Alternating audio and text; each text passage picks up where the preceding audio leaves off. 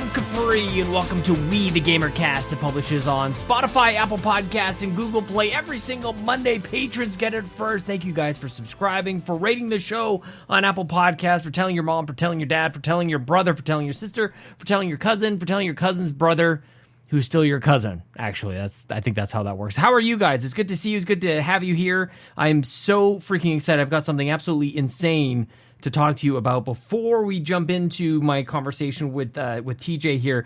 But if you're new, here's the deal. Every week I have sweet hangs with a stranger or a friend from the internet, and we talk about life and video games. And if you want to be on the show, it's pretty easy. It's free. You can just do it. Just tweet at me at Sean Capri, Sean like Connery, Capri like the pants. I have a couple things that I want to tell you guys. You'll notice that we jumped right into the show. Sometimes we do the Patreon, like the shout outs at the start. We're going to do that live, or I guess like the pre-recorded, whatever the hell this is. We're going to do that here in just a second. You can support us at patreon.com/YumiCapri, like nearly 70 people do over there. And I want to give a special thank you to our Capremium producers, Dallas Ford, Lee Navarro, the fearless leader of the Phoenix Overdrive Extra Life team, which is happening, by the way, in Rome, New York. You guys should join us. More on that maybe in a bit, or just find out on Twitter. And Jonathan Brown, the man behind the music on the Xbox Drive and the Nintendo Drive. You can support him at youtube.com/PM Entertainment. Our platinum producers, Robbie Bobby Miller and Trucker Sloth, and all of our gold members, Argo, Benji Kong, Brendan Myers, Dallas Robbins, Dano, Emily O'Kelly, Foolish Fuji, James Johnson, Joel Brooks, Jose Jimenez, Mac Time, Marcus O'Neill, who I went for a little jog with today, Mr. and Mrs. Nasty Boots, RJ Kern, Skinny Matt, and Xavier Reyes. Guys, thank you all so much. If you would like to support the show, you can go to patreon.com/YumiCapri, choose that tier that's right for you, and you support whatever this is, man. I really enjoy doing this show. I'm glad you guys are here. And welcome, also new to the Patreon, John. That's all it gives me. So, John, thank you so much for your support. Patreon.com/YumiCapri. Now, I have something just wild. I don't know if I have the ability to tell you guys like really how impactful this what happened today was to me. So many of you guys have heard me talk about my late friend Faisal. He had cancer far too many times on his time on this earth, and I got to know him, got to become friends with him. Honored to have known him, and he was so impactful in my life, because even while he was literally on his deathbed, by the time he was diagnosed the final time, he was in palliative care, and he was so strong, so mentally strong throughout all of his journey. He had me fooled into thinking like maybe I don't understand what palliative care is. Anyways, he left a remarkable mark on my life, and whenever I talk about, like every day is a gift, that comes from Faisal. He talks about that. He used to talk about that all the time. And so something crazy kind of happened today. I became friends with him, got to know his family and everything, and I haven't been able to stay in touch. And just out of nowhere, I learned today why I haven't been staying in touch with his family, and because his mom called me out of nowhere. So I spoke with her today for a good, I don't know, maybe half hour. We caught up, had the kids, all that kind of stuff, and learned quite a lot about her and how she's doing, and some kind of remarkable stories that she was telling me, which I won't get into here. It's not the point of the story. But the point of the story is it was just very nice to talk to her, just sort of like a, just a reminder, because I've been talking about Faisal a lot on this show and on a few others, the Pants Patreon podcast, which is an exclusive bonus podcast for supporting Yumi Capri.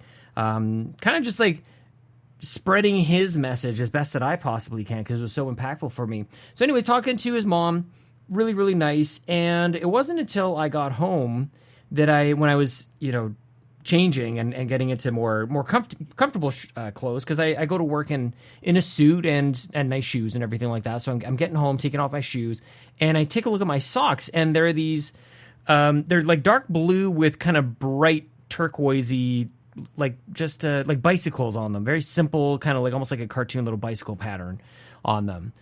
And I came to realize, like, wait a minute, where did I get these socks from? And the socks were from Faisal. Faisal, my friend, gave me these socks once upon a time, probably almost 10 years ago at this point. And he gave them to me when he was helping me out, because I won't get into why, but anyways, I needed socks. he went home and grabbed me some socks, because that's just the person that he was. Just whatever you needed, he was there for you. And so I'm looking over in my office here. I've got a pile of socks. You guys don't understand. Like, I could have put on any number of, there's probably a good 20 or 30 pairs of socks over there that I could have chosen. Now I was wearing a blue suit, blue shirt, and kind of brown shoes and belt. So I guess maybe that limited me a little bit, but for the most part, my socks can go with blue. I've got a Sonic socks over there. I've got some space stuff. Like I got a lot of options when I'm wearing a blue suit, blue shirt, blue tie, that kind of thing. But I chose these socks without really even thinking about it. So realizing when I got home today that I was wearing Faisal socks on the day that his mom calls me I haven't talked to her in years. And the weirdest thing about it all, if that's not enough, is this morning when I went to go get coffee at the little cafeteria in the hospital, the lady there, very nice, and we've talked a lot. Like I get drinks from there all the time, and she complimented my suit, which was very, very nice. And she said, "What kind of socks are you wearing today?" She's never asked me about my socks at all, and so I showed her, like, I've got these cool little like bicycle socks. I thought that was kind of strange. She asked me about my socks, so that was this morning. She asked me about my socks. Middle of the day, Faisal's mom calls me. End of the day, I realize that I'm wearing Faisal's socks. Realize that I talked to Faisal's mom. Realize that the lady at the coffee shop asked me about the socks. And a lot of the conversation that I had with Faisal's mom was about somebody watching over us, or Faisal himself watching over. There was a lot of, again, that's about as much into the conversation as I think I'll divulge. But it's almost too much, man. It's almost too much. And so I say that to say this, which I think Donnie says a lot, which I really like. I say that to say this. If this hits you guys in any sort of way, if this means something to you that you would like to share with me, I'm at the point where I'm kind of blown away by this, to be honest with you. I feel very moved and overwhelmed, and like I can't ignore what happened today. Like, that is absolutely bonkers to me. So if that connects with you at all in any sort of like spiritual way, I don't know exactly how to say this, but I don't know, man. I'm willing to have a conversation about it because I feel like he's with me, man. Like, I don't know how else to say it. And he's such a positive person, and I'm so lucky that I got to know him. I will never forget him and his message.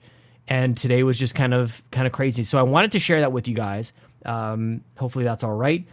And I think we'll just jump right. There's not really a smooth way to do this, but other than to say, that's that story. Now we're going to jump into my conversation with TJ Cencula, who is an absolute sweetheart and deserved more energy from me. I'm gonna leave it at that. I'll talk to you guys more about it at the end. But TJ is just an absolute delight, and I hope you guys really enjoy this conversation. He is another just one of those powerhouses, a really motivating person who I hope you enjoy. You can follow him on Twitter at Custom Conquest. Here he is, my good friend TJ Cencula.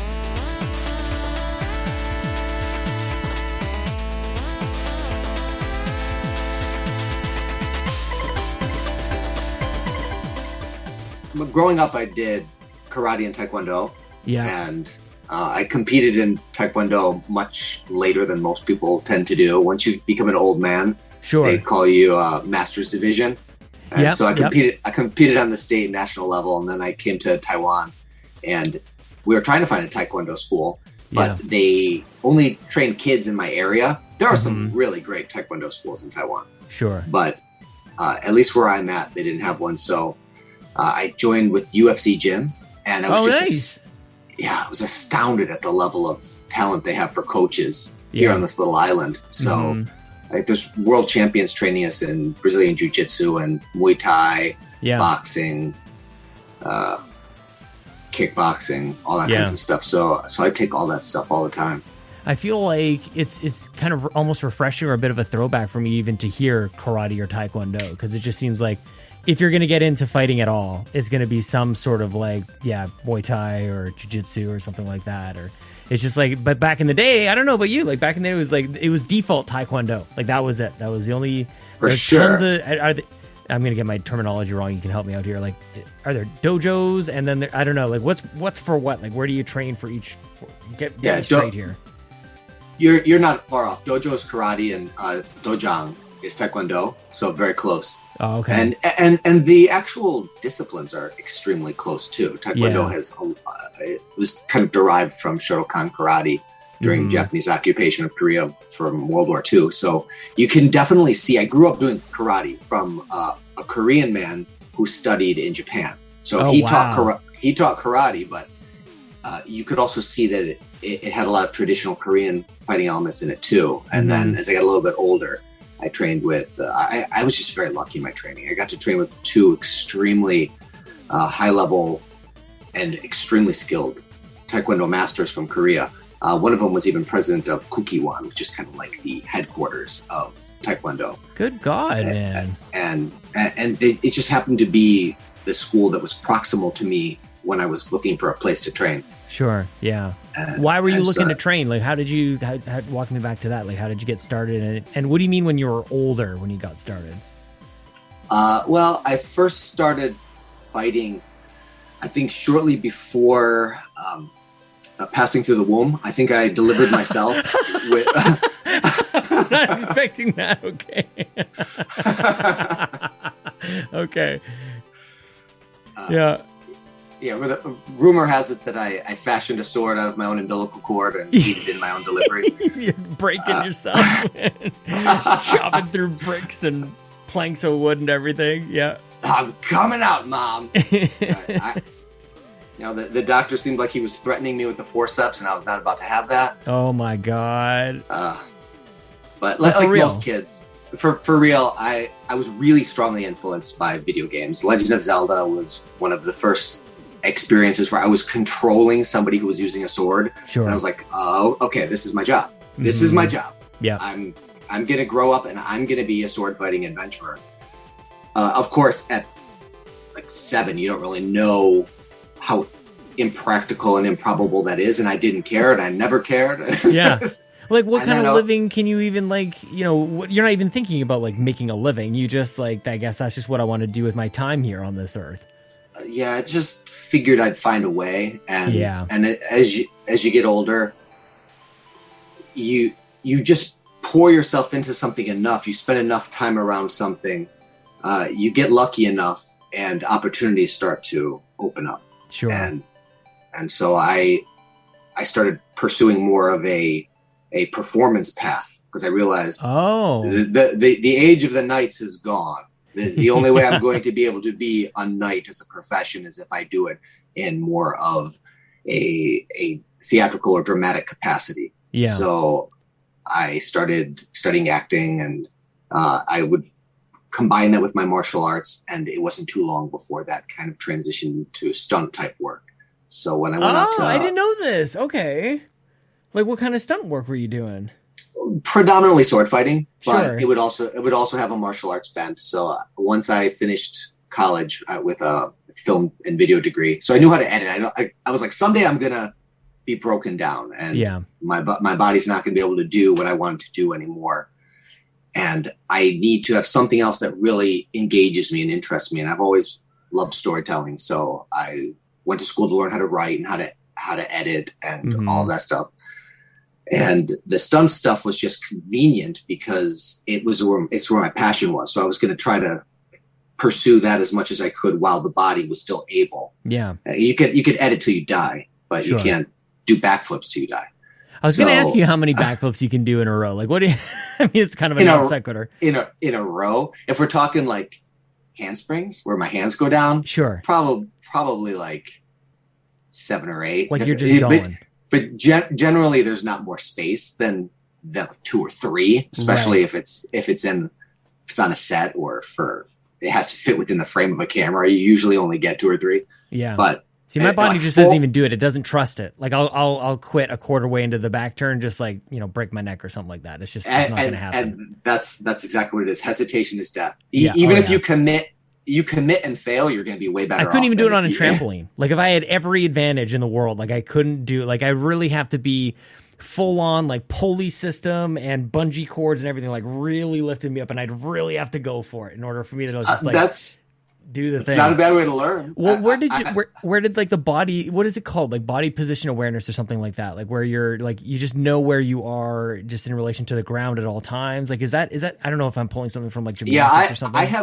I have very poor aerial awareness. Yeah. So once I start to make any kind of lateral movements, I'm lost. Yeah. It's okay depending on what I'm landing on. Mm-hmm. Like if I'm landing in water, or if I'm landing in a foam pit, or if I'm landing on a soft enough pad, then I land how I land. Sure. But if it's something where I need to land on the ground and it needs to be a controlled fall, or especially if it needs to look cool, mm-hmm. then I've got one linear rotation. That's that's my max.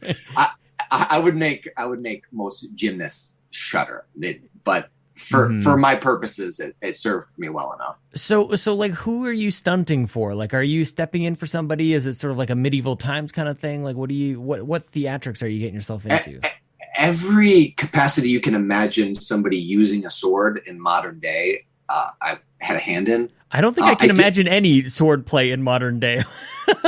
when I was 12, I went to medieval times for the first time in Schaumburg, Illinois, which is like very near Chicago. Yeah. And at that point, it made such a strong imprint on me. I was like, I'm doing this. Yeah, the no second doubt. that I'm old enough to do this, I'm doing it. Mm-hmm. And 2 weeks before my 21st birthday, I was going to school in Chicago, so I was pretty close to medieval times. Yeah. I was like, I'm going to do this while I'm in school. So I walked in. I said, I'm 21 in 2 weeks.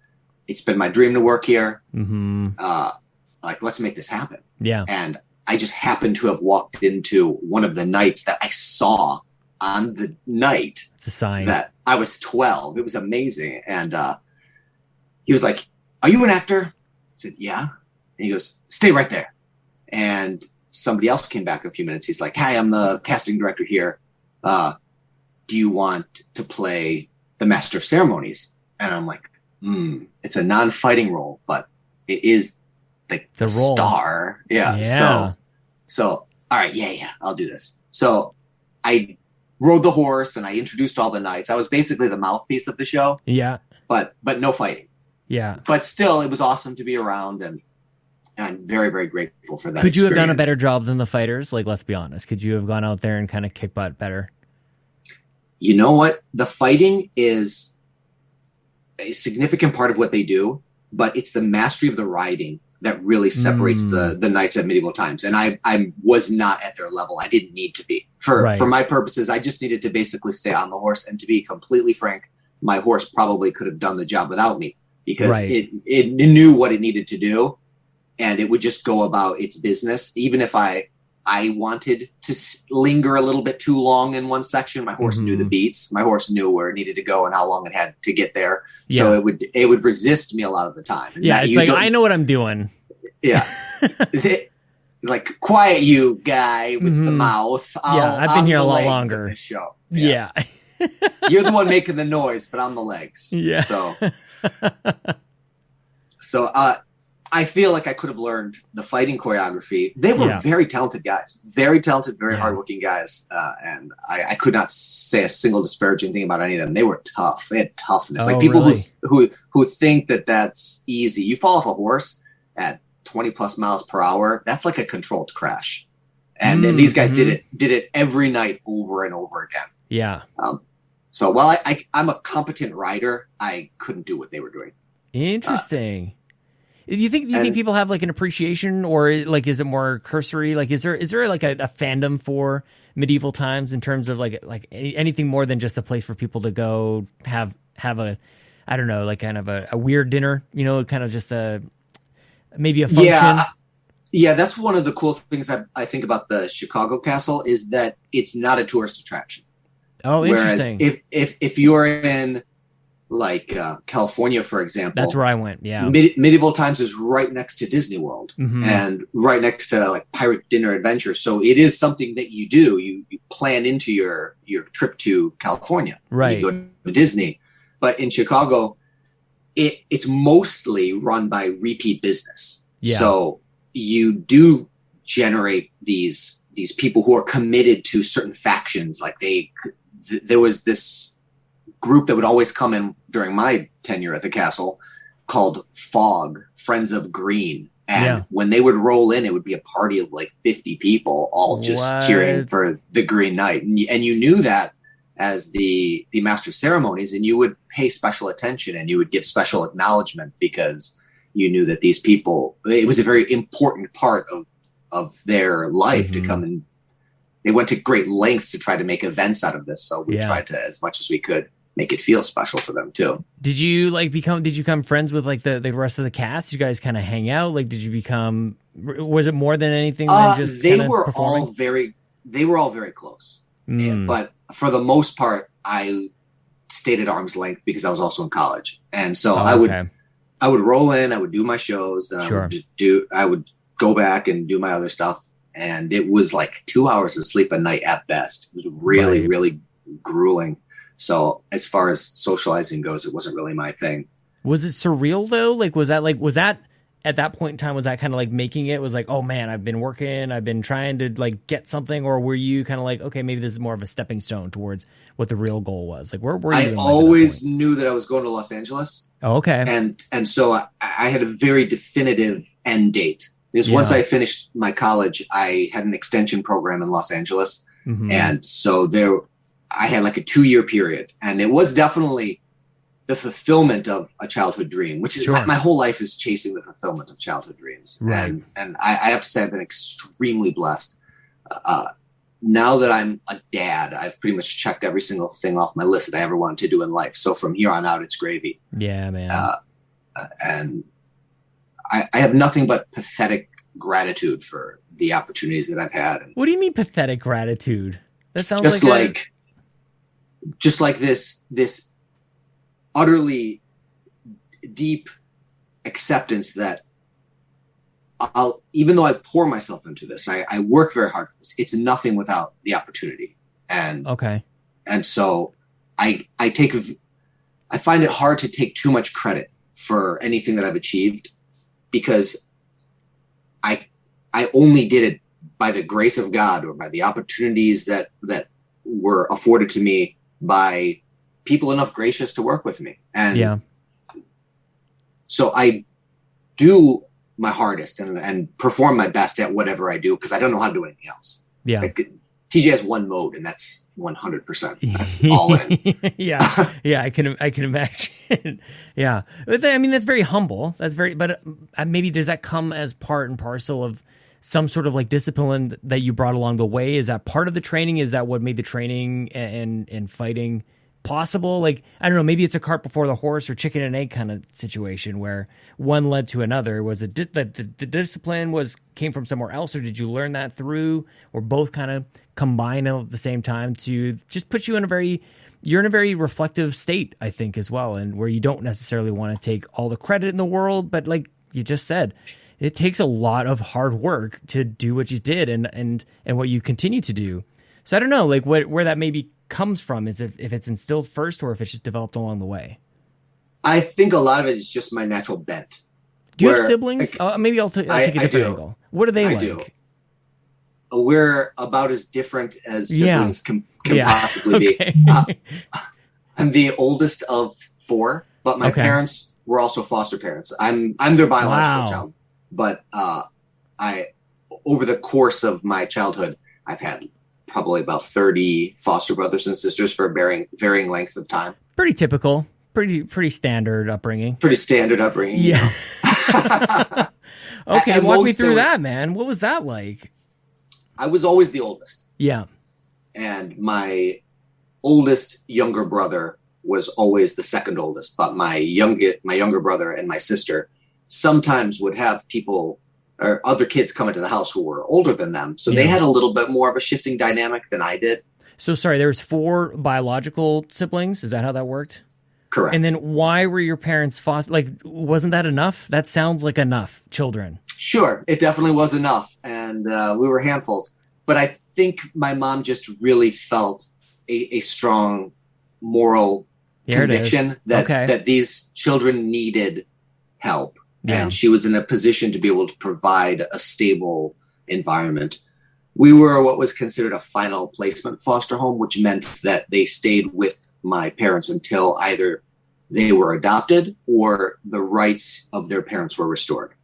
So, wow. Oh, I didn't even know that was a thing. Okay. That the rights of the parents were restored.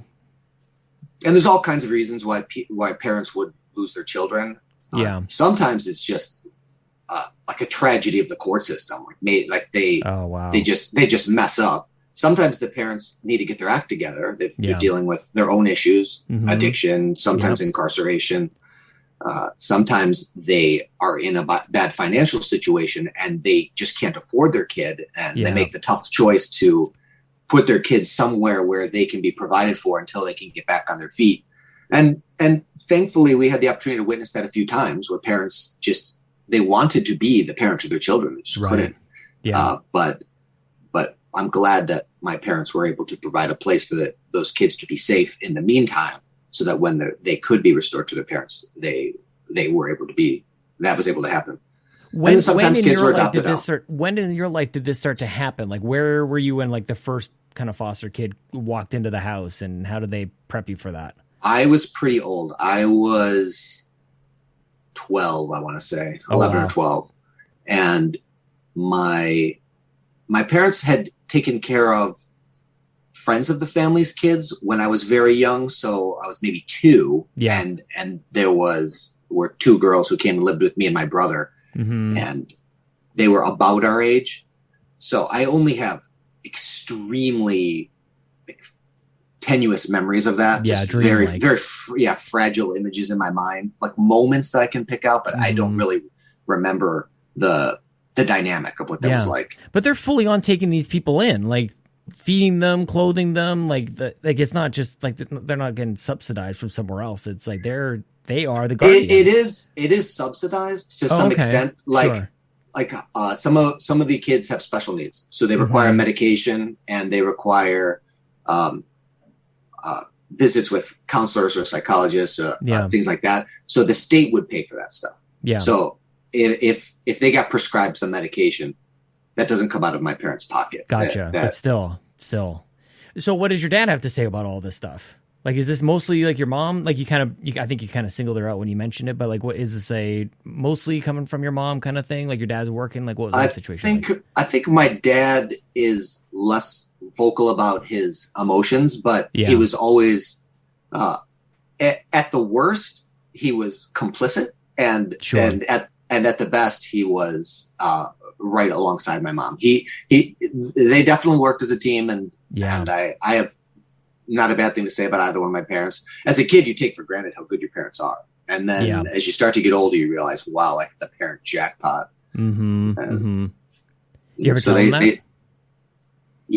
And once I left the house and was an adult and I was meeting other people who had a much less fortunate upbringing than me, I felt you had foster kids coming in and out of the house to, talk about other parents. Yeah, but what can you say to a teenager? Like teenager TJ knew everything that there was to know about everything. Absolutely. Yeah. So later on, teenager TJ needs to get slapped around a bit. Man, isn't that? I mean, I'm nodding in agreement, but for me, like not like I have no idea for you, but I can just imagine, like for me, definitely. But you have to live through life, you kind of have to experience. But at the same time, I feel like you probably were you had your head on straight at probably pretty early. I think it is one of the things that I find so fascinating with you that I think about for one of my best friends in the whole world. Very, very disciplined with his training and came into Taekwondo a little bit later on in life than I think is probably pretty typical. And I think about that kind of stuff for Lincoln quite a lot as well. Like my son is, I think about that.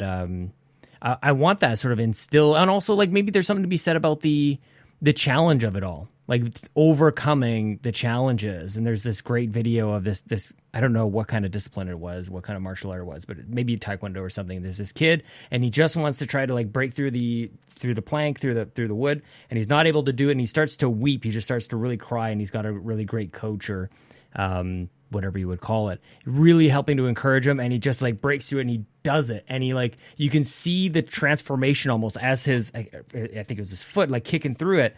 And it's like, he didn't think he could do it. He was literally just saying, I can't do it. And somebody else saying, you can do it. And you just do it this way. And it's like, I feel like that's everything in life, man. Like that actually gives me chills thinking about that video of seeing this kid crying, weeping, I can't do it.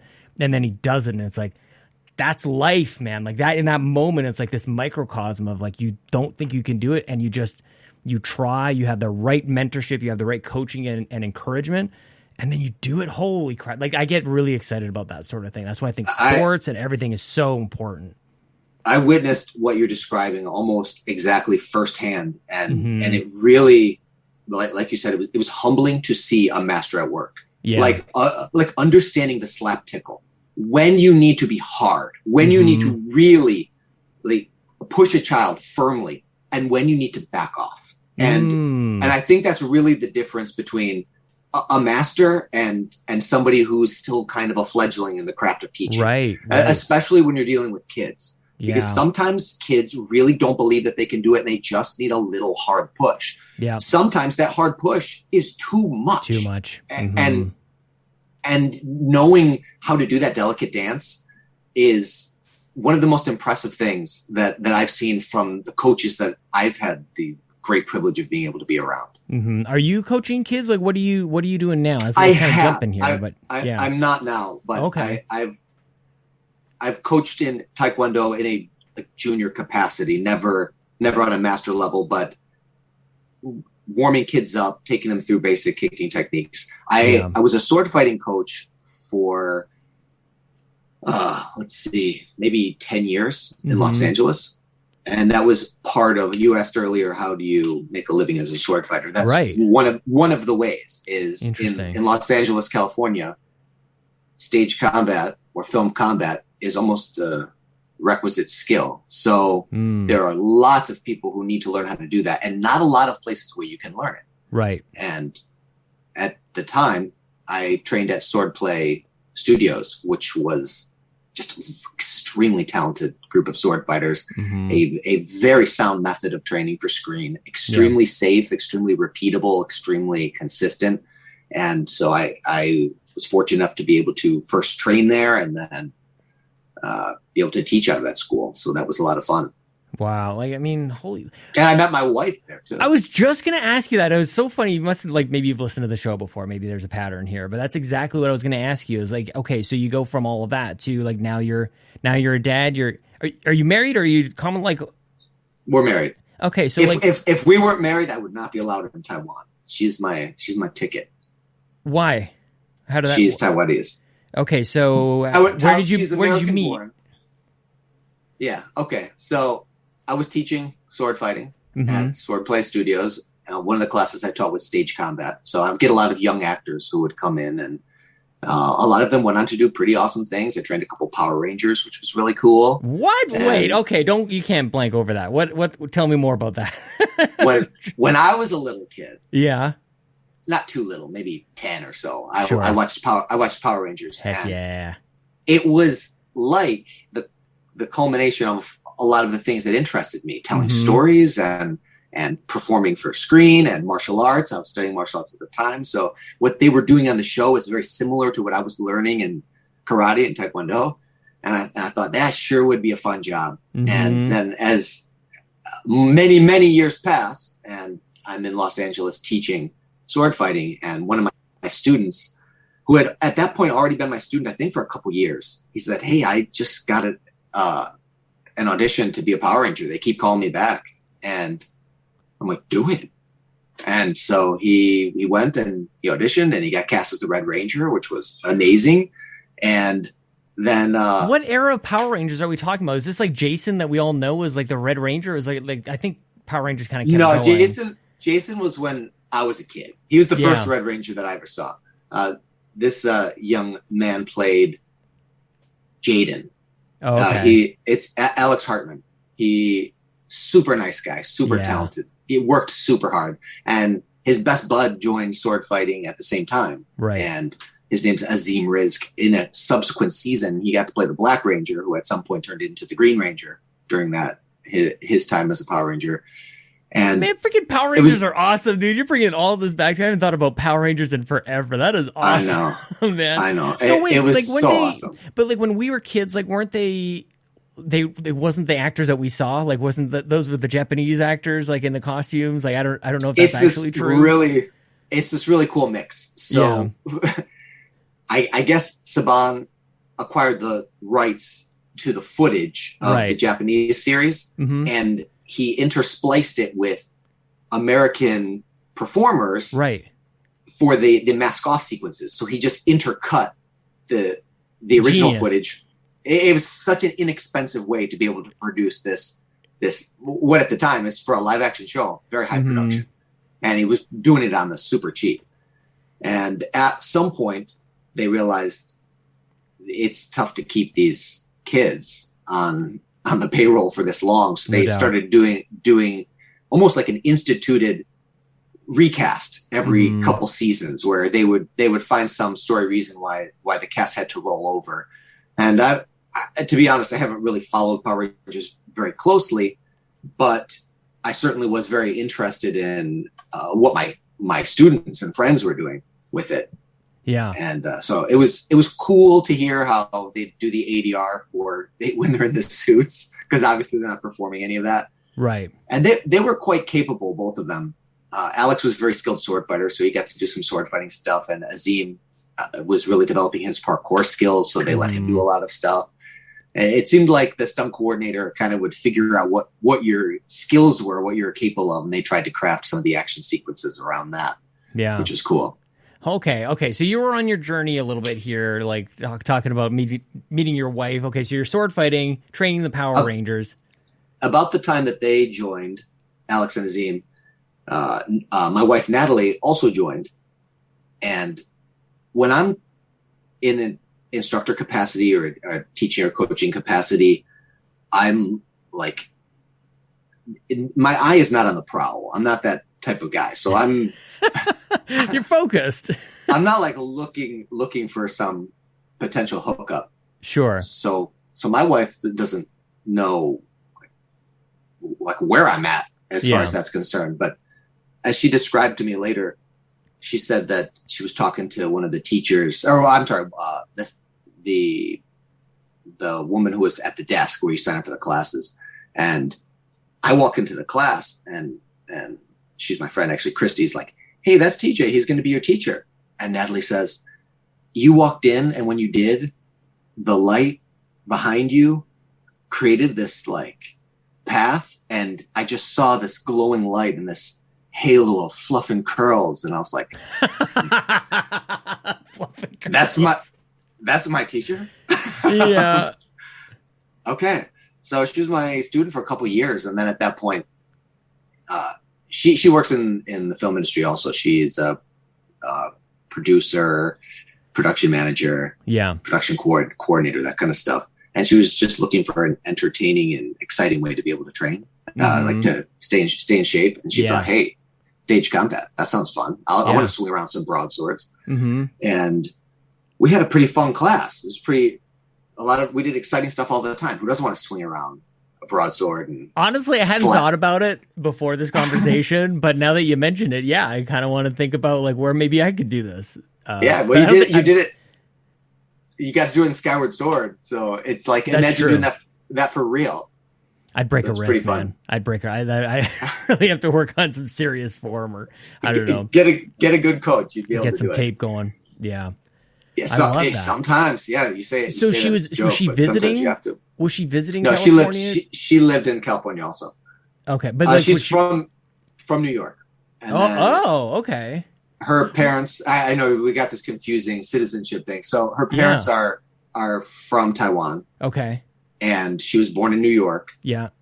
But because she's directly related to Taiwan citizens, she's able to apply for citizenship. And so she's a citizen of Taiwan also. And my children, because they are directly related to a citizen of Taiwan, my 3 children are also citizens. So I have what's called an open ARC, which means I can stay here by virtue of my marriage to my wife. Sure. And but I feel like the last time you and I talked, you were in America. Is that true? Or did I just not realize that you've been like on the other side of the planet this whole time? I've been here for 2 years. Okay. Yeah, I think, so because we did a me thing back in the day, like a Smash. I was in LA when that happened. Okay. Yeah, that was pretty cool. Yeah, no kidding.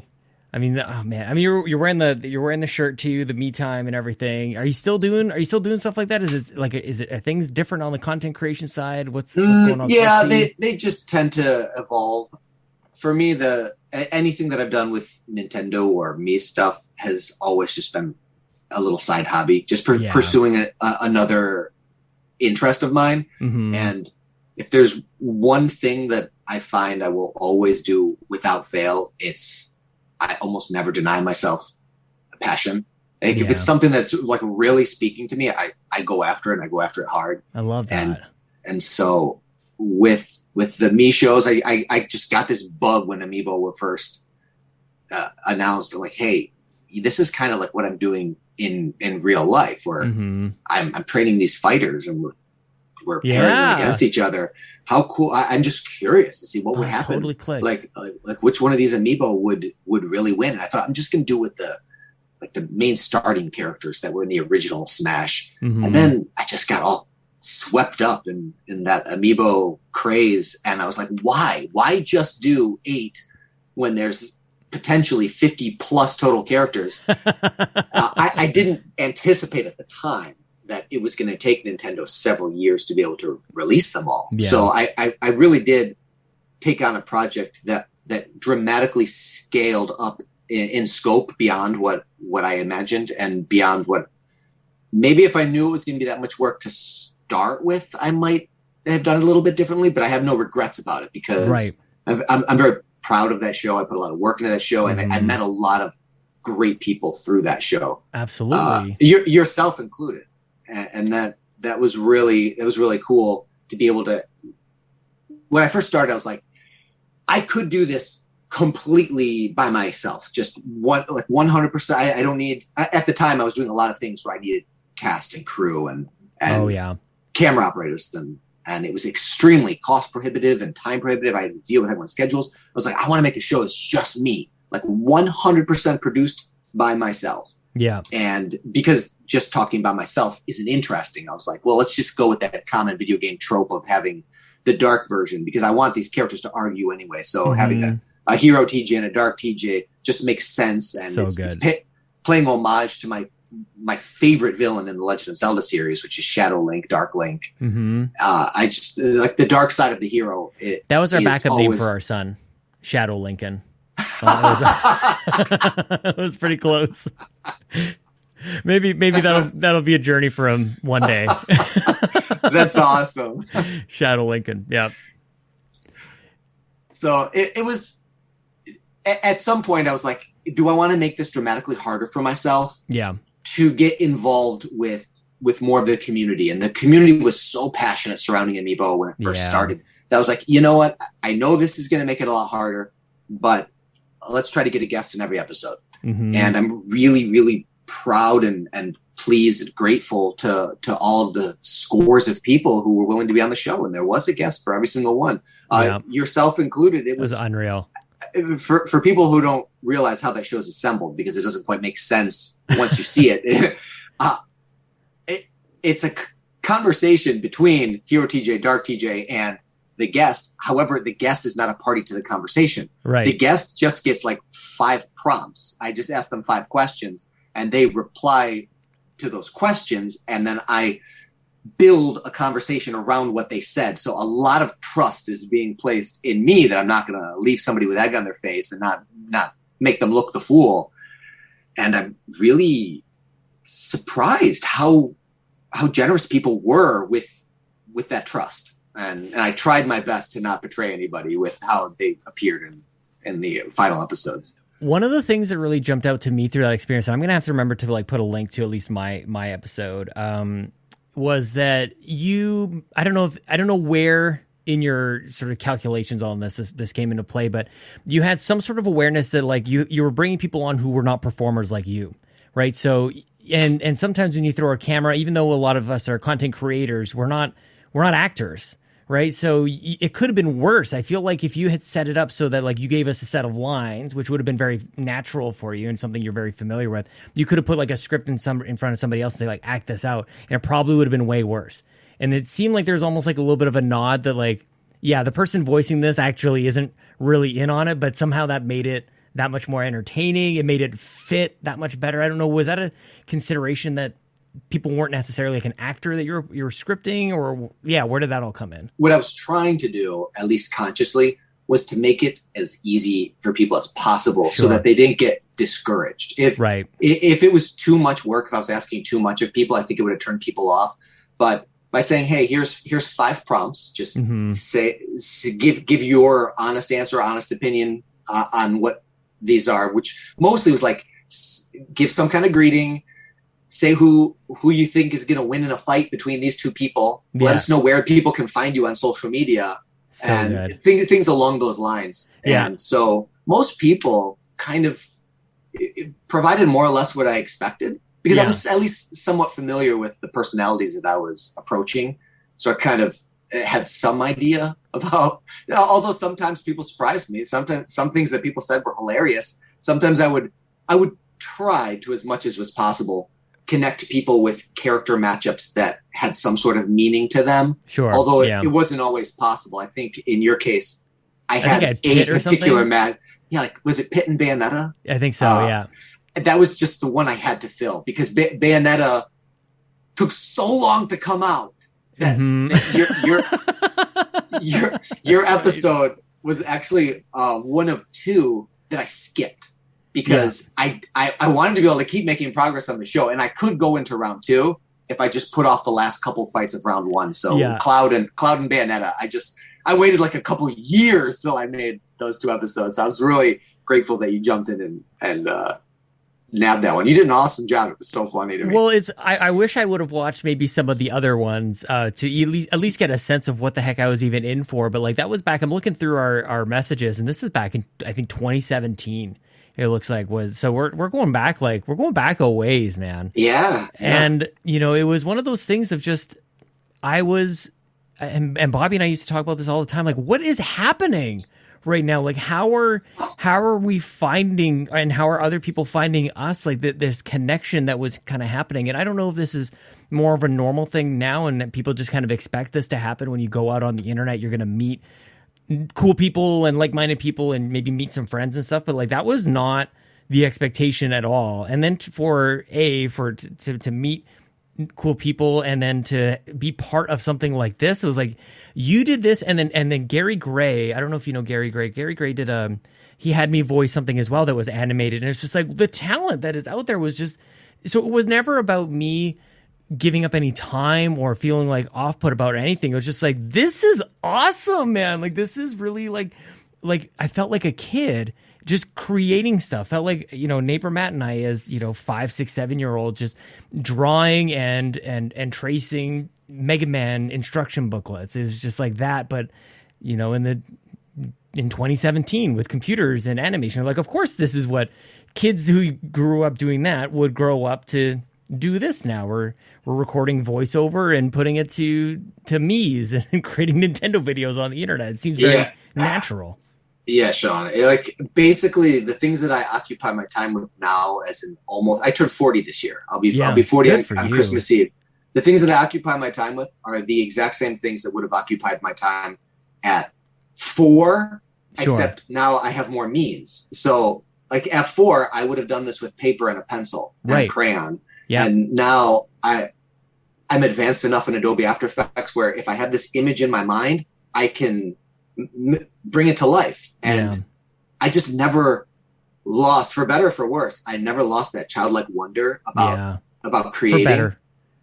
And so somebody said, like, who did I make this show for? Like, it's an adult middle-aged man talking to himself about Nintendo plastic toys. I can't honestly tell you who the audience is, but I can tell you with certainty who I made it for. I made it for me. Yeah. It was a super self-indulgent project, and every single bit of Nintendo content that was created by me online, whether it's Custom Conquest or Me or Smash Supremacy or the Me Weekly that I do now, it is 100% for myself. If it resonates with people, if it finds an audience, then I think that's amazing. I think that's fantastic because I can commiserate with people over our shared appreciation and love for Nintendo products. It just makes people smile. Mm-hmm.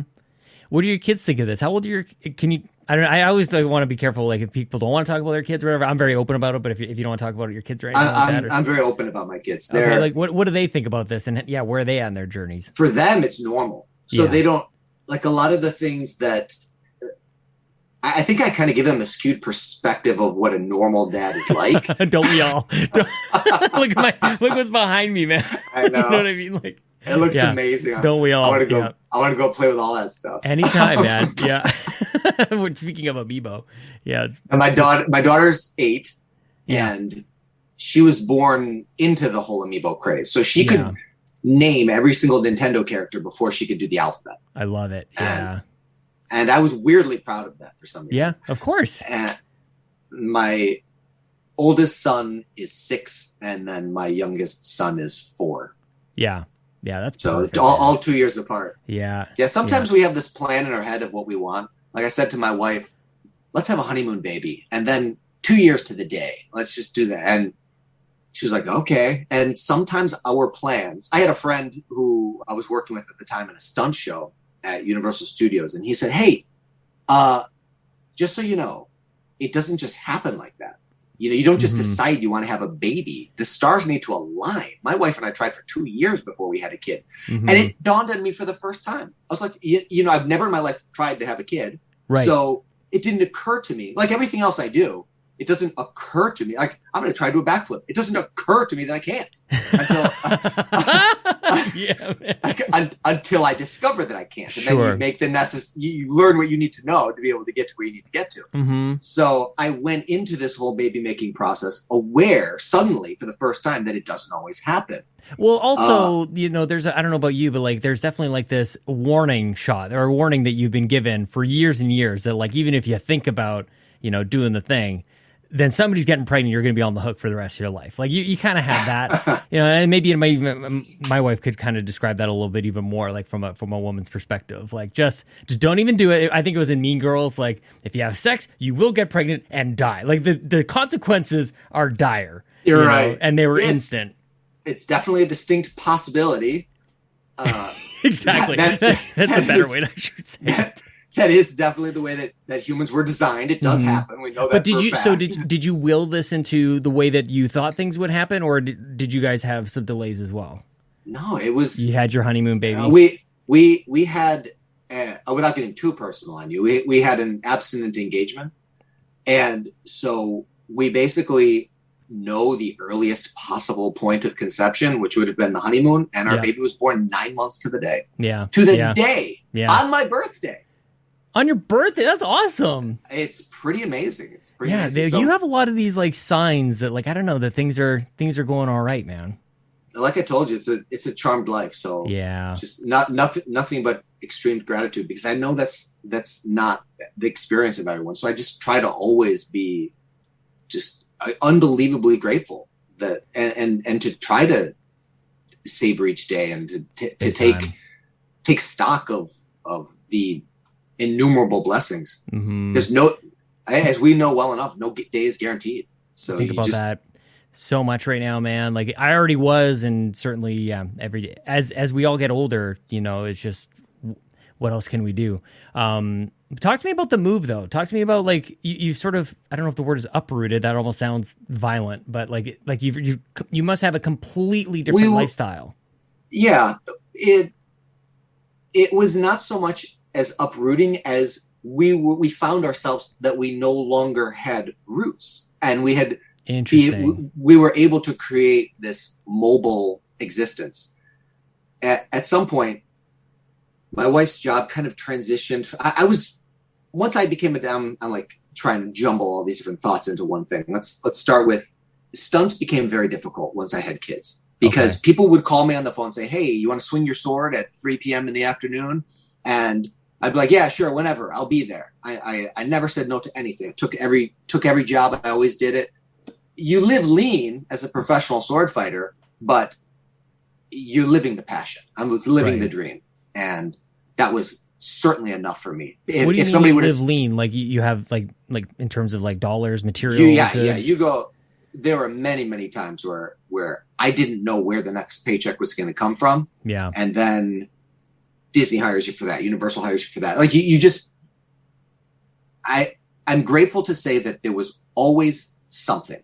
And there was always something to keep it going. I just didn't always know where it was. Mm-hmm. And I just kept the faith that there would be something. Yeah. And there was always something. But it was not like I never had money burst out of my pockets. I had enough money to get by all the time. just enough. My wife had a little bit steadier of a job, but then once she got to this point where almost everything that she did was on location. So she'd be leaving Los Angeles anyway, and we didn't really want to live like that. We didn't want to live away from each other. And once the kids came into the picture, and with each subsequent kid, I found myself turning down more and more work. Right. And so I did turn to editing more and more. Mm-hmm. And occasionally that was editing my own stuff. Sometimes it was doing contract work or commissioned work for filmmaking friends and stuff like that. Mm-hmm. I still do that on occasion. But we're like, our kid's almost 5. She's about to start school, and we don't want to go to school in California. So we went back to Illinois, which is where I'm from.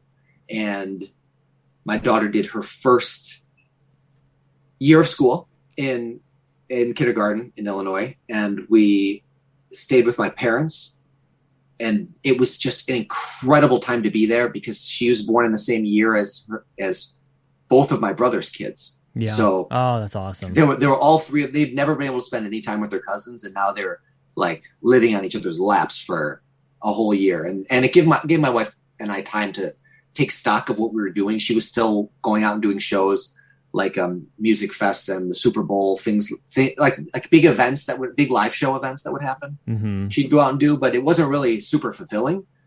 And I just started to get the sense that she was a little bit unsatisfied with her life. And I said, let's make a change. I could tell that this isn't work for you. It could be anything. Let's move to Taiwan.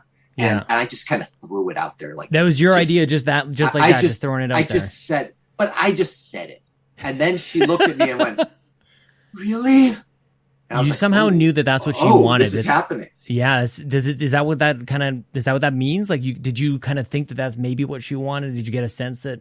I didn't, but I said something that was big enough for her to know that no matter what she wanted to do, I was ride or die. Like I wanted her to know that she didn't need to think small, that wherever she wanted to go, I love that.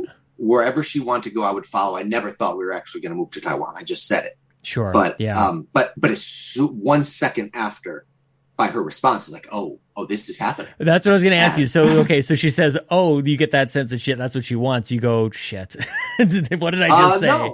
No, because it wasn't just a vain platitude. I was very sincere in my willingness to, she is as supportive as a human being can possibly be. I say, hey wife, I want to make this show involving all these stupid little plastic Nintendo figures, and they're really hard to find. It's like, what can I do? How can I help? I know that. And so there are many times where she like waited outside of Toys R Us because I couldn't be there and get some exclusive Greninja or some other amiibo nonsense, or like pre-ordering things on her phone for me. It showed me that it didn't really matter what I wanted to do or whether it was important in real life or not. My wife had my back, and I needed her to know that it was reciprocated. So it's so funny because I remember when Chelsea and I got married, and I remember thinking, because like we were still kind of like figuring a lot of things out. Like we were moving in together for the first time, and a lot of things were new. So with that, I think there was good times and there was conflict as well. And I remember thinking like at one point, I'm like, am I really marrying this chick? Like based on like our joint love for video games, and as time has gone on, like that was definitely part of it. There was so much more to it, but I remember thinking in a bit of a conflict stage for us. I'm like, I don't know if this is such a great idea, but honestly, it was the best idea because it was more than just like that we both like video games. It was that we could be ourselves around each other, and like so from that sense, it's more than just the games. It was such this acceptance and this support for one another, which is like at least from my perspective, it's just like that foundation of what now allows us to have our kids together, and we just get each other, and it just starts, maybe you can boil it down to something very simple or maybe even childish, but it's more than that, which is like, I wouldn't have thought of that about 10 years ago, which is kind of nice and good to reflect on every once in a while. Absolutely. And it's the single most important decision a person can make in their entire life is who you choose to share your life with. Mm-hmm. And by extension, like obviously your life partner is probably the most significant, but even your peer group, even your friends, like who you choose to spend your time with is going to inform a lot about your life, the kind of life that you have. And Yeah. I've always been surrounded by a really incredible network of people. Okay, so who has been around you? Like, who's sort of like guided your path? In addition to like, obviously your home as a kid, not standard, not really having all the foster kids coming in and out of here, and also like I think just you have like this general natural sense of being adaptable. Like you can go from just outside Chicago to LA to Taiwan. Like you have a very adaptive, I think, personality. So cultivating that? It's interesting to hear that because I think of myself as super like stubborn, like super non-adaptable, focused. maybe focused is really dedicated is maybe a different way, but it doesn't make you rigid. Because I couldn't do what you do. Like my parents, where I grew up, I'm like 17 minutes away door to door. You know what I mean? And I'm not going anywhere. And it's a little bit antithetical to my personality. I think it is the moving, because my tendency is to want to have like a home base. Like I'll go anywhere, but I want a place to return to. Like that's important to me. And by having that place shift, that is a point of discomfort for me. I didn't like moving from Illinois to California, right? But I wanted to make a living with the sword. I needed to go to where the market was. I needed to go to where people weren't going to hire me to swing my sword around in Chicago. But I made a living for 10 years, 12 years swinging my sword around in Los Angeles. So cool. I needed to be able to go where I needed to go to do what I wanted to do. And my passion was strong enough to allow me to accept the discomfort that was going to follow. Sure. Moving to Taiwan. Were you moving to thinking like, so when you go from Illinois to California, were you thinking like that's as permanent as it gets? Like, I don't know if any of us really ever think about permanence in the sense of like maybe 100 years or whatever, but like, is that like, did you have anything afterwards? Did you think, and maybe my question kind of carries on to where you are right now. Like, are you in a permanent state right now? I feel like things change when you bring kids with you as well, because they're learning a new language, or maybe were they speaking? It is I'm so dumb. What are they speaking? No, it's okay. It is actually a little bit more confusing than it even really needs to be. There is a Taiwanese language, but it's really only spoken by the older generation. They learn it in school, but not enough to get proficiency. The primary language in Taiwan is Mandarin Chinese. Okay. So most people here speak Chinese. So were they speaking that? Everyone here speaks Chinese. Were they speaking that back home? We sent my daughter to a year's worth of Mandarin school. Yeah. But it was just like 3 hours once a week. Not really enough to form the language. Yeah. But when we moved here, out of everybody, I think I was worried the most about her because we were throwing her into the deep end. She started first grade at public school in a language different than what she spoke. But to her credit, I'm so impressed and so proud. She's fluent. She speaks Mandarin completely fluently, more fluent than my wife. What about you? How are you doing? I bring my daughter with me, and she translates all the time. It's actually really humbling to be a 40-year-old man and be completely illiterate. I have some language, enough to get by. Sure. But I have no ability to read, and I never will, because it's not a phonetic language. You have characters that represent words, and the way that you combine the characters creates different words, and it is just impossible for me. I can't even read my own kids' names. I can recognize them. I can't even read or write my own name. Yeah. That might be a place to start. Yeah, probably. There's been a number of times where I've had to sign for different contracts here, and it's like an art project.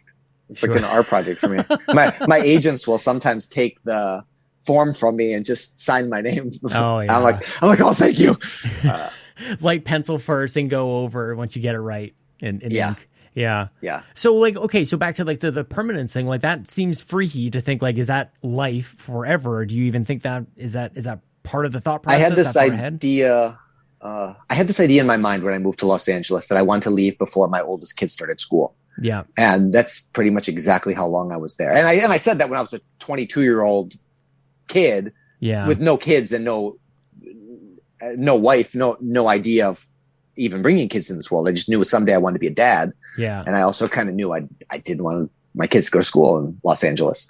Yeah. And so once we got to that point, and I was like, wow, I'm here. And our careers had sort of converged to a point where we didn't have to be in Los Angeles anymore. If my wife was going to have to go to location for her jobs anyway, we could be based anywhere.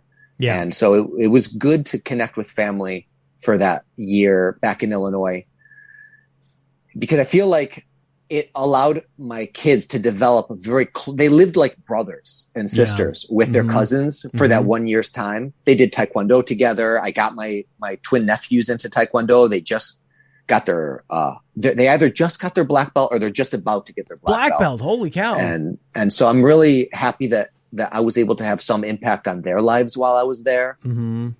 And now, even though they're super far apart, they have this foundation, this relational foundation that can carry them, I think, for the rest of their lives. They'll always have that time that they spent together when it was very formative and early. And I realized that if my wife and I were ever going to do anything crazy travel-wise, that was the time, because my kids had not developed any close friendships that it would be really detrimental to sever for them. Yeah. And one of the things that I did as a kid that I regret is I dodged language like the plague. My high school even allowed music to be accepted as a foreign language. So I took 4 years of music. I can read and write music, but you can't really use that to communicate with people. So I thought that it would be a good time to bring my kids to Taiwan so that they could develop native language skills, which were, I wish that I had pursued that a little bit more myself. And it is one of my few regrets. So with my daughter, mission accomplished. Yeah. My sons are both pretty good. I wouldn't say that they have two-way language skills. They understand Mandarin very well, but they don't speak back very well. Mm-hmm. They usually just nod and stuff. Yeah. But my older son starts first grade next year. Yeah. They both one of them was in kindergarten last year. One of them was in preschool. And they're both going to go back this next year. So I feel like sometime during the school year, they'll probably both reach fluency also. Yeah. So how do you exist in all of this? Like you've got kids who are kind of like going through stuff, learning language, completely different. Your wife, I assume, is probably pretty comfortable in. Yeah, she's fluent. She says that her Mandarin is not very good. Sure. But she could talk to anybody. She's my way of communicating with people for the most part. Yeah. I learn little by little as I go. I have to understand basic directions. Mm-hmm. This is an odd thing. When I was in Los Angeles, I did all kinds of stuff like sword fighting, stunts, acting, modeling, just whatever I needed to do to get to the next step. And I enjoyed every minute of it. But I kind of retired from that and focused primarily on editing and writing and things that I could do by myself. But when I got here, my wife submitted my kids to some of the modeling agencies, and they're like, yeah, we get calls for mixed kids all the time. So we'll put your kids on our registry. They've all had a chance to model, which I think that they enjoy. It's cool for a little kid to have the opportunity to earn some money. And I think that they like that, having some kind of means to generate their own income. Mm-hmm. And the agents were two agencies, both responded and said, hey, does your husband do any modeling? Do you think maybe he'd want to model too? Mm-hmm. And she's like, well, he did it in Los Angeles, maybe. Yeah. And so I've sort of blundered into modeling out here, which is pretty interesting also. No kidding. What kind of stuff are you doing? Mostly fitness modeling. Yeah. Mm-hmm. So people will be trying to move fitness equipment or fitness products, knee bands, elbow bands, apparel, things like that. Sure. But also sometimes there's casting for Western CEOs. So I'll be doing trying to sell furniture or things like that. Yeah. I don't see myself. It's always funny to me when someone said, hey, kick this punching bag or pull this weight. like I'm in my element. That's my thing. But when it says sit in this chair and pretend to sip this whiskey, I've never drank alcohol in my entire life. So I've got this guy explaining to me in Chinese what the proper way to hold a whiskey glass is. And I'm like, this is surreal. This is a surreal experience. So still somehow like found a way to kind of have that home experience, but like halfway across the world. So still kind of, I don't know. Have a little. It feels like home because my wife is here. My wife and my kids are what make it feel like home. But that feels like a very foreign experience. I'm doing something that I'm familiar with. The modeling is always foreign because it's like emphasizing how foreign everything is. Because almost nobody on set I can understand.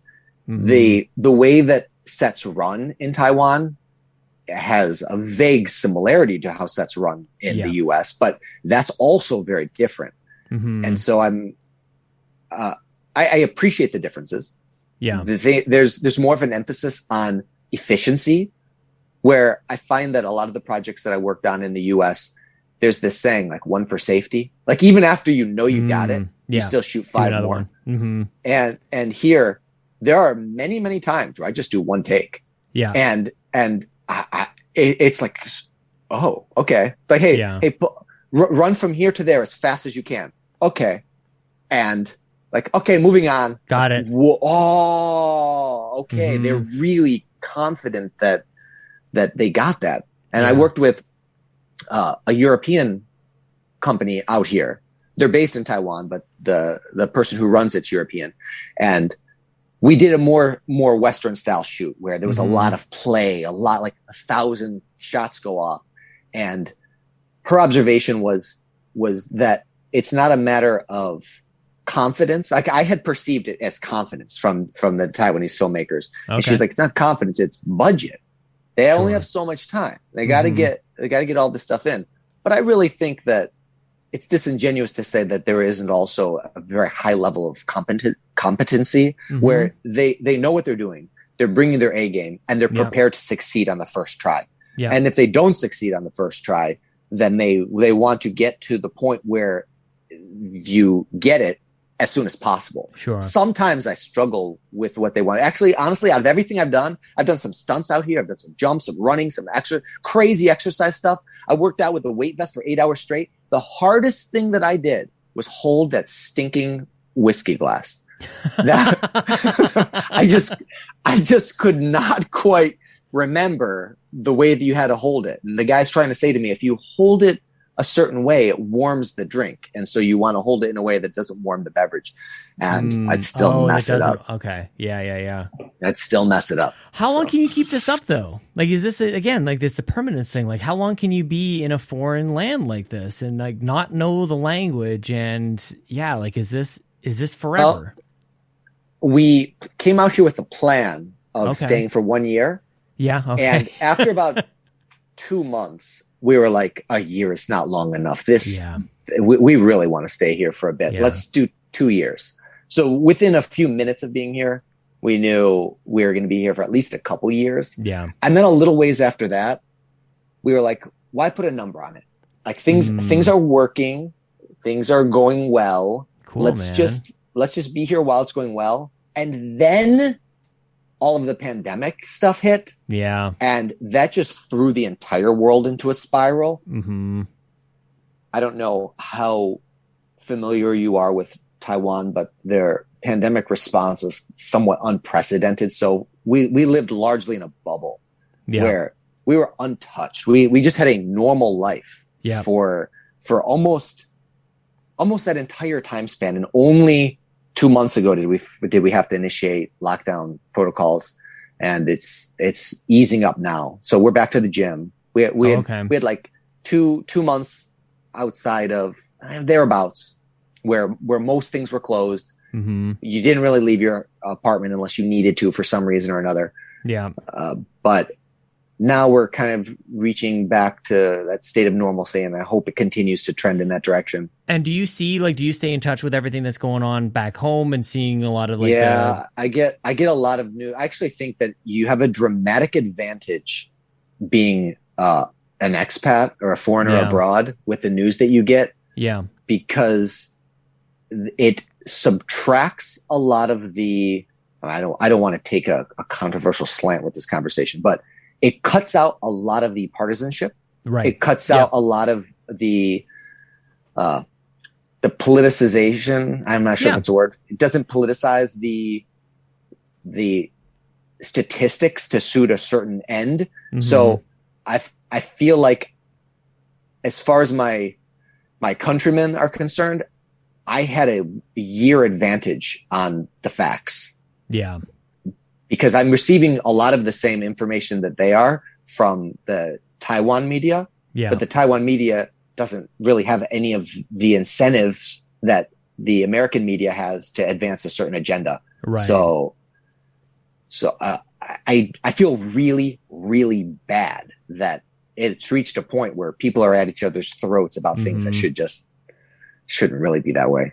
You wish it would just like bring us together, and at the same time it's like just as disheartening because it's done the exact opposite. Like there's this one thing that we should all be like up against together, and yeah. Well, how do you are you fitting games in your lifestyle? Like you're probably doing about 400 push-ups a day. More than I'm living more of the life that I want to live now than I ever have been. I probably spend anywhere between 3 and 4 hours a day at the gym, and I probably spend maybe every day 3 or 4 hours a day at the gym. Dude, it's what I live for. I love it. That's awesome. That's amazing. Okay, so what's a typical day like? You get there and you're like, okay, what do you like? What's today? You haven't gone yet. I kind of build my workouts around the classes that are on those particular days. Okay. So I learned as I got a little bit older that my muscles repair a lot faster than my joints and my ligaments. This is more of a newer development for me. Maybe when I was in my 20s, I could lift, let's say, chest, for example, on Monday, and chest would be ready to go again on Wednesday. Yeah. Mm-hmm. And now the same is true muscularly. Sure. But elbows are not ready to go again on Wednesday. So yeah.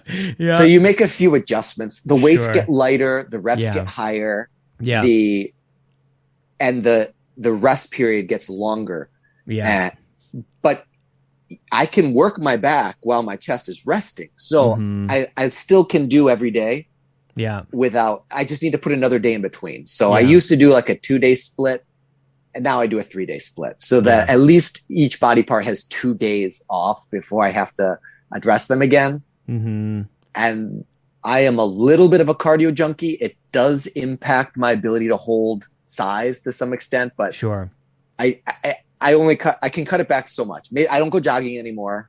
Yeah. I love doing it. I like it, but I would rather spar with people. I would rather take a boxing class. Yeah. Yeah. So if I had to trade, then it's kind of like cheating in the cardio world. That's almost like it's almost like a 10 times. Like there's like a multiplier. It's like Goku training in like 100 times gravity kind of thing. Where he's like, yeah, I could do cardio, I could do running, or I could fight somebody. Like that's way more intense. That's way more intense.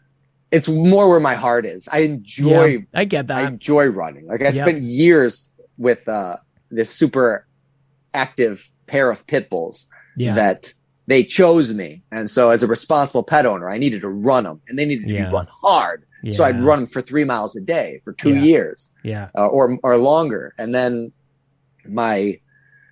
now with no obligations to dogs, I'm like, I guess I could just do my cardio by jiu-jitsuing people and getting beat up, and it's a nice reminder every now and then to get punched in the face, like a good like sobering sock just to put me back in my place. Yeah.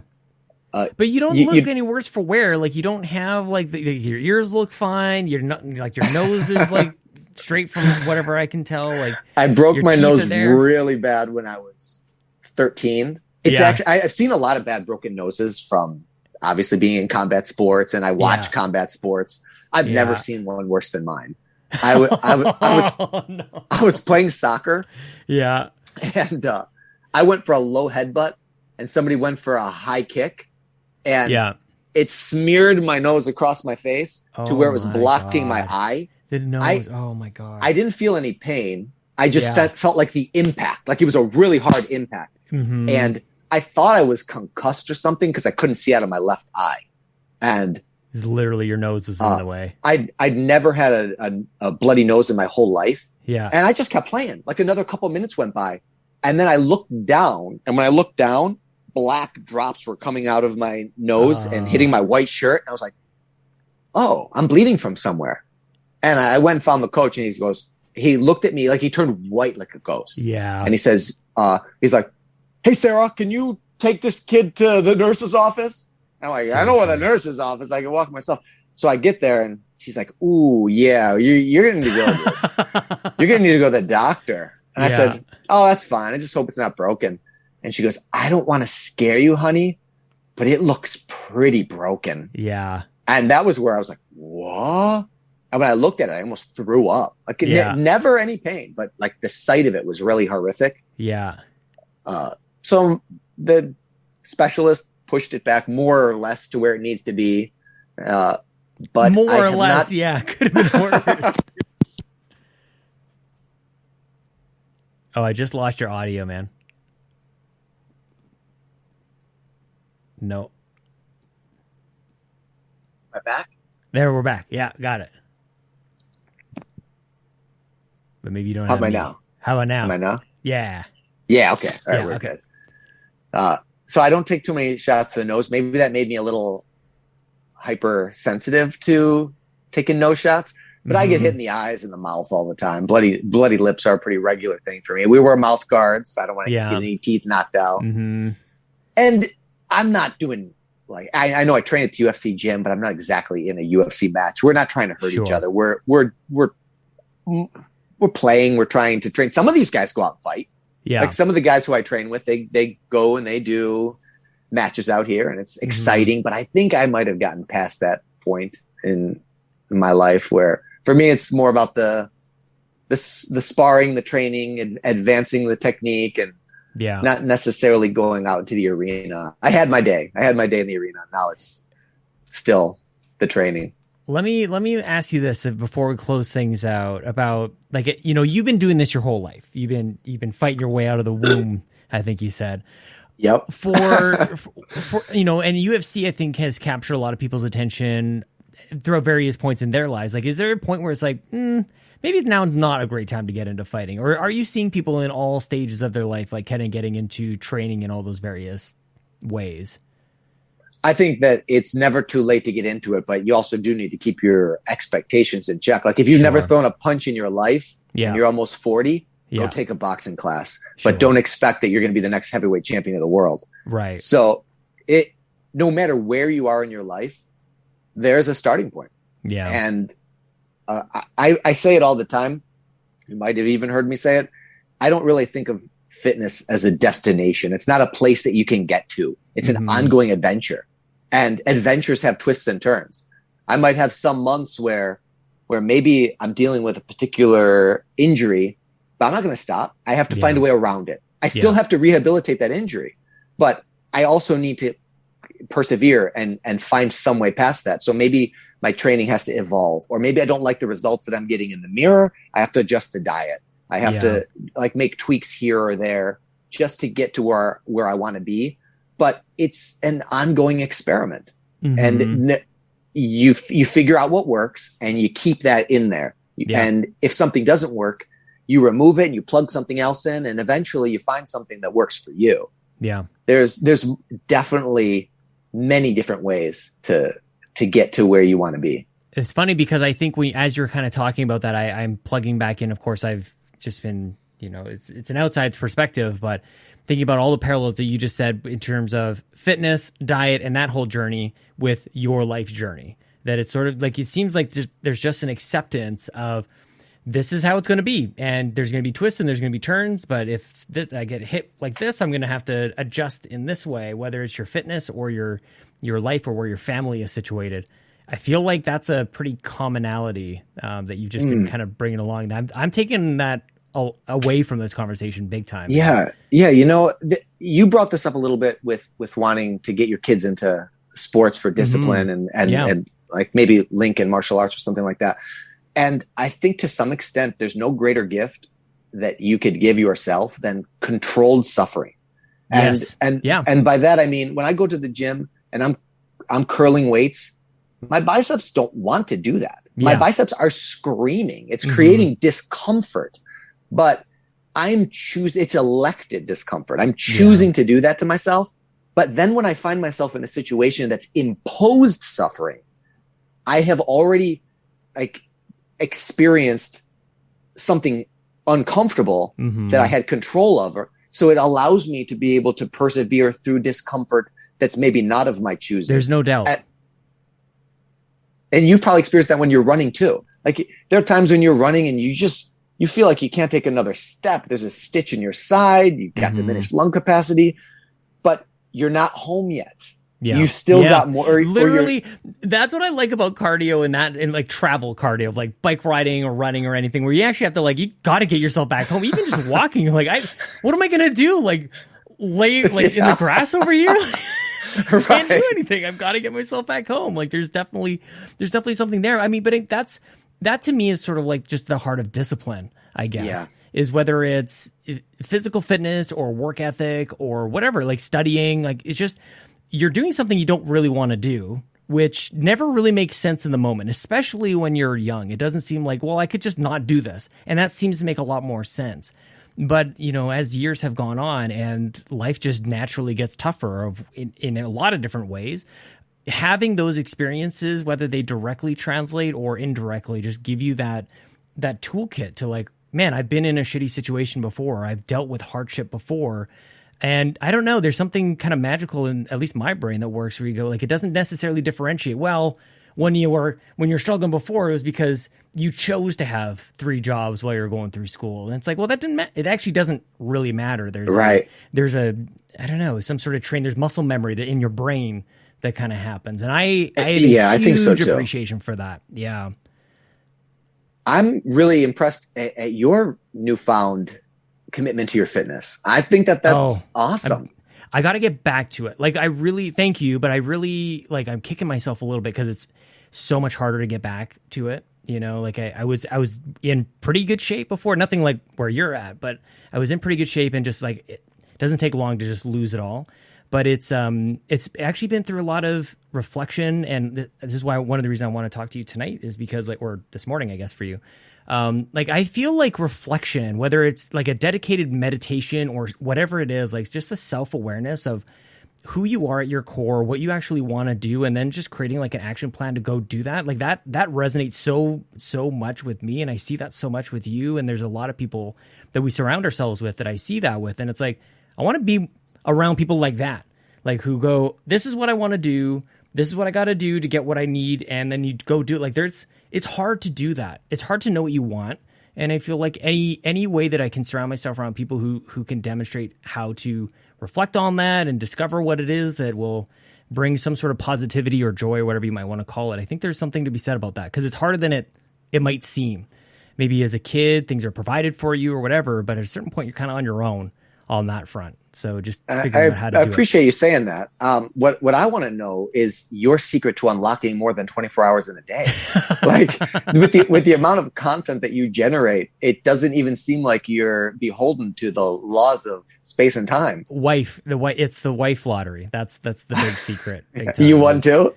Yeah. No, we can definitely connect on that front. And it's what I'll say to that is I really feel like Chelsea and I, when we get together, it's we're greater than the sum of our parts. We hand off and we're great partners, but I think together we do find that way to we're very to your point about how things are working over there when you're making a shoot. We are both very in tune with this is efficient or not efficient. And if something is not efficient, we're it's got to go. We've got to do something a little bit differently because there are so many hours, only so many hours in the day. We want to get so many things done, and we support each other so much. So that's really That's truly the secret. And also just, I think community too. I think you can connect with that too. Like there's this, maybe there's a performance element to it as well, where if it's resonating with people and people are engaged with you, then that it fills your tank, man. It fuels you up. It gives you energy and it keeps you going. Like I feel like I just blinked and now it'll be 6 years of doing this show.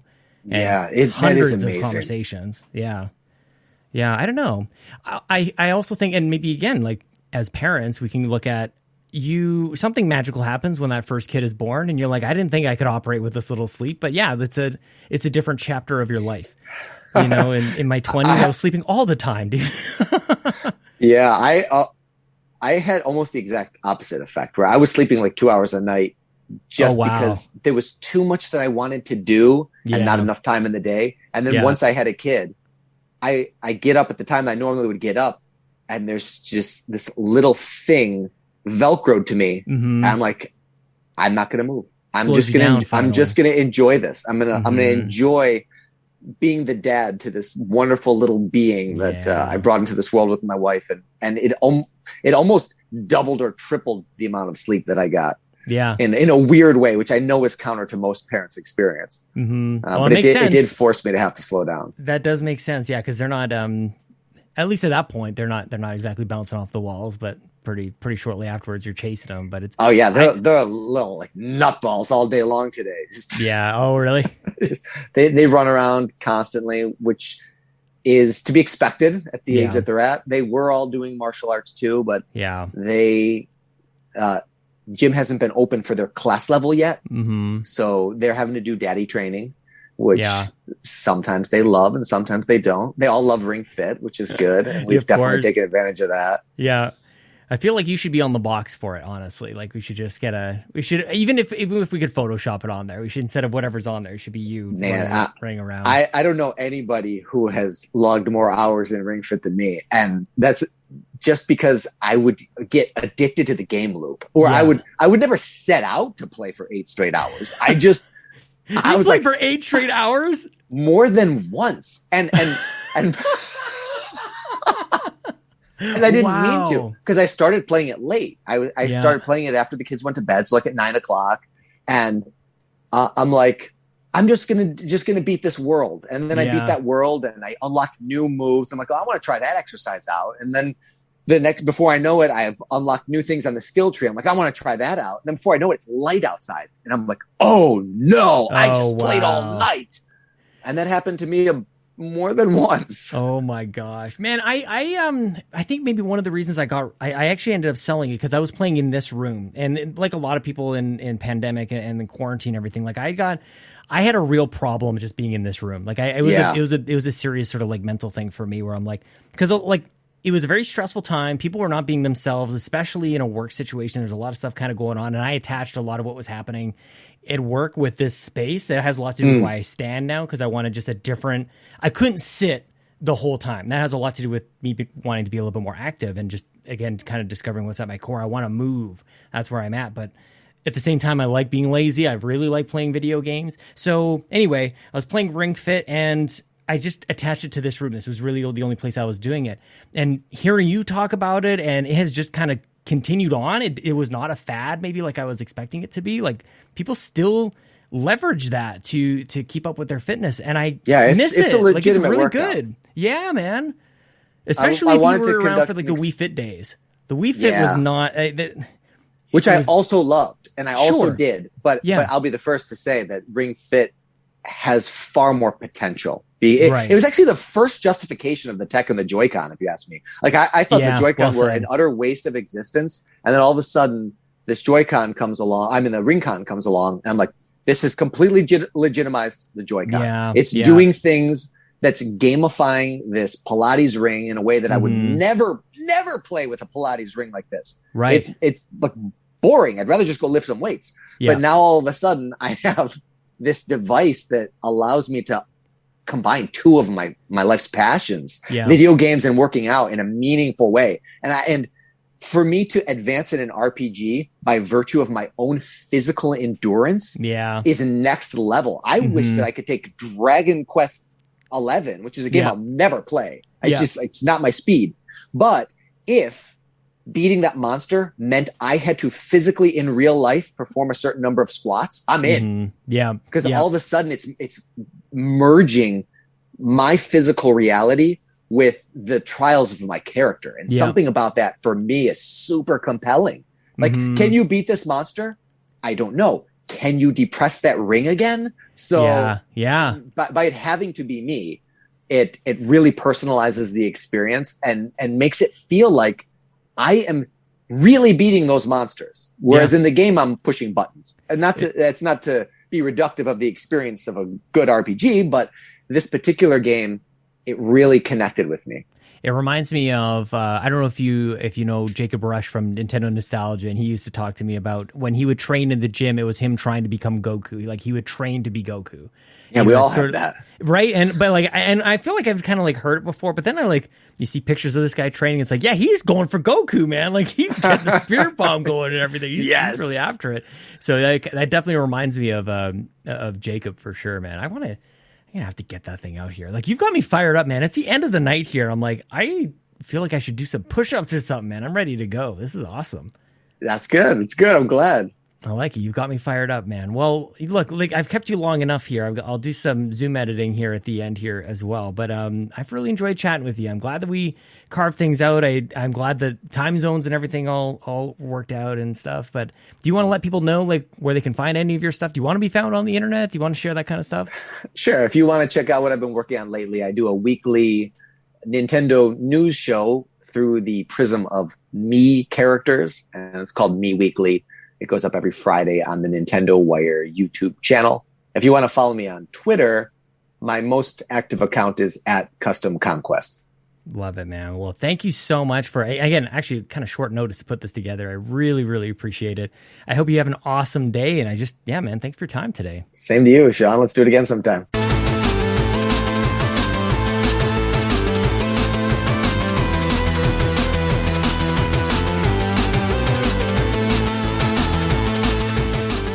What a life, man. Like, honestly, I cannot imagine. I think I've said it once or twice before, at least on the show.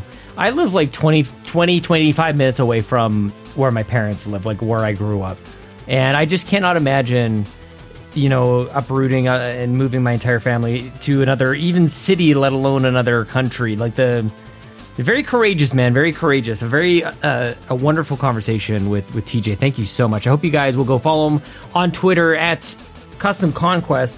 Man, still kind of reeling from the story from before. Faisal and the socks. You know what the worst part about it all is that I have a hole in one of the socks. The problem is like they really, because they're quite old at this time, but I can get away with.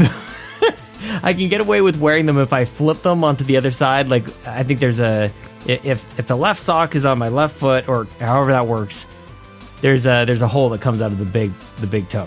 That's the saddest part about it, though. I wanted to leave that until the end because the rest of it is a pretty special story. I think pretty remarkable. So there's that. I hope you guys are doing well. Thank you so much again for listening. You can follow me on Twitter at Sean Capri, Sean like Connery, Capri like the pants. If you like the show even just a little bit, you can get it earlier. You can get a whole bunch of stuff. You get, even just for $1 a month, patreon.com/YumiCapri. You get all the stuff on one feed. Like, I don't know if you guys subscribe to this and the Xbox Drive and the Nintendo Drive and the PlayStation Drive and the RPG Cave and this. Is that how many's that? And Sweet Hangs. It's a lot of like things just like just jamming up your... That's the strategy. That's the Patreon strategy right there, is put out so much content that you're actually far better off to go to patreon.com/YumiCapri. For $1 a month, you just get one feed. And you get all the stuff. And then it's pretty much almost a show a day. So hopefully that's not too much. And then you can just enjoy it all in one nice place. It's super convenient. That's really it. Why am I going on about this? I don't... If you want to. if you like. I am holding in my hands the Scott Pilgrim, the book one. And I was reading it today on the bus with the Scott Pilgrim soundtrack in my ears, and that was a moment, man. That was an experience that I plan on doing over and over and over again. I hope you guys will come back next week. I think Alex Van Aken is coming on the show pretty soon here. I don't know if that's next week or what it is, but that's coming up soon. So we end the show with this Jason bit, and it keeps going. So I'll see you guys next time. Okay, bye. Jason!